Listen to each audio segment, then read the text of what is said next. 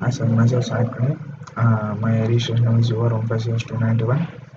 I am doing my second CSC. This is my first lab program titled Looping and Branching. The first experiment, the aim of this experiment is to convert a number from binary to decimal and vice versa. The basic installation program is hash include iostream. This is called the standard library header file used in C++ and using namespace std is the standard namespace, and the initialization of the function binary underscore decimal can be considered as binary to decimal is done here, and the initialization for decimal to binary function is done here. It is the main function. Here a variable n is declared and a character c. As it is mentioned in the question, the program should display instructions to the user whether to convert the number from binary to decimal or to decimal to binary. For this, cout operation is used here. And here the C represents the um, number entered by the user. If condition is used, if C is equal to D or C is equal to capital D, whatever it may be, the cout statement is given, enter binary decimal. Here we declared C is to convert from binary to decimal, and the binary number entered by the user is considered as n, and it is printed.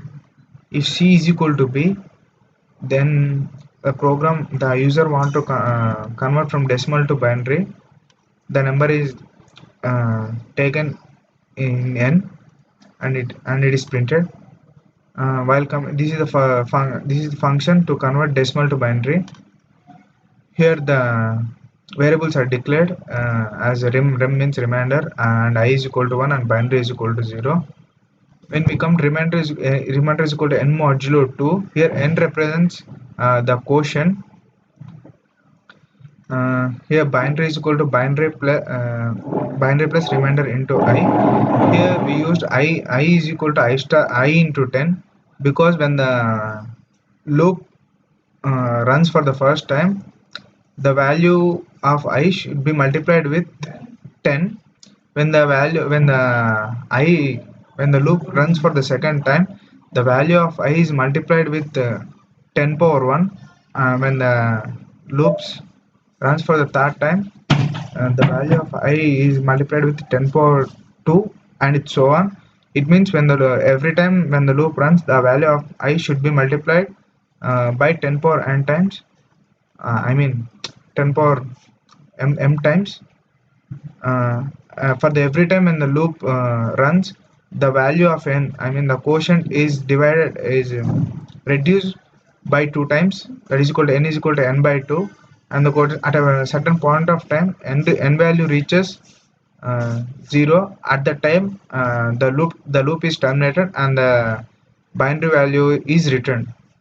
So we use the while loop here. This is the function to convert binary to decimal. Here as it mentioned in the above function, here also same variables are declared. Same as we are converting from binary to decimal, we need to divide the quotient with 10. In the same way, when the loop runs for the first time, I value is multiplied by 2 power 0 times. For the second time, the I value is multiplied with 2 power 1 times, and the loop continues. Here the value of the value quotient is reduced by 10 times. N is equal to n by 10. As we are converting from binary to decimal, at a certain point of time, the value of the quotient value reaches 0. At the time the loop is terminated and the decimal value is returned. That's all for the. This is my second exercise.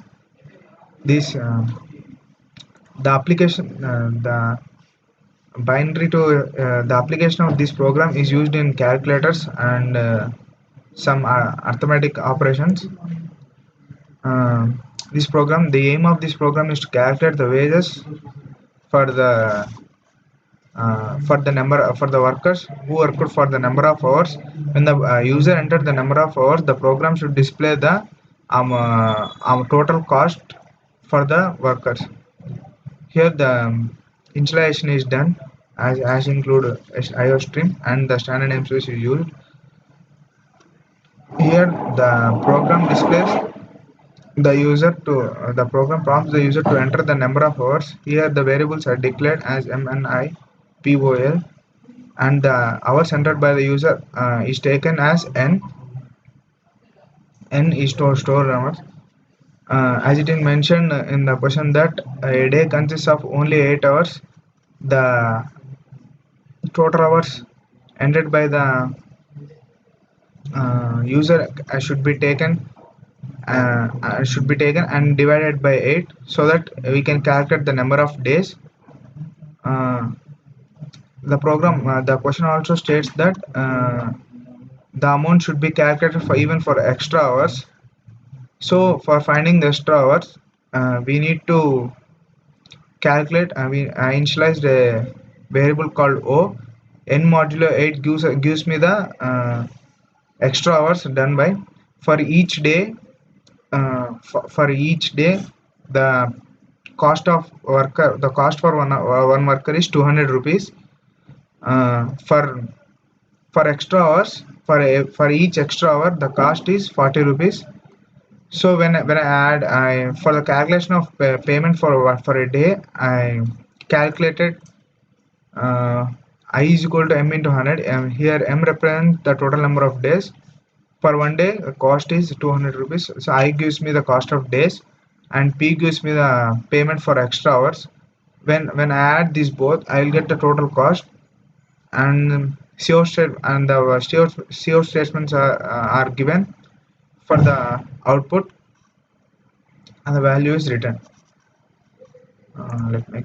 When I execute program, I will enter the alphabet D, enter a binary number for let me try with basic 1001.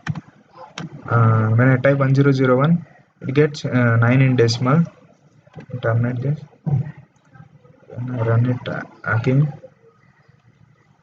with B, enter a decimal number. Let me try 45. Sample.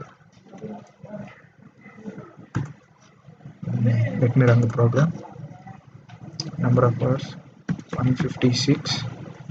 The total time taken for 19 days. This is the days, and these are the extra hours, and the cost for the job is calculated, and this resembles the total amount.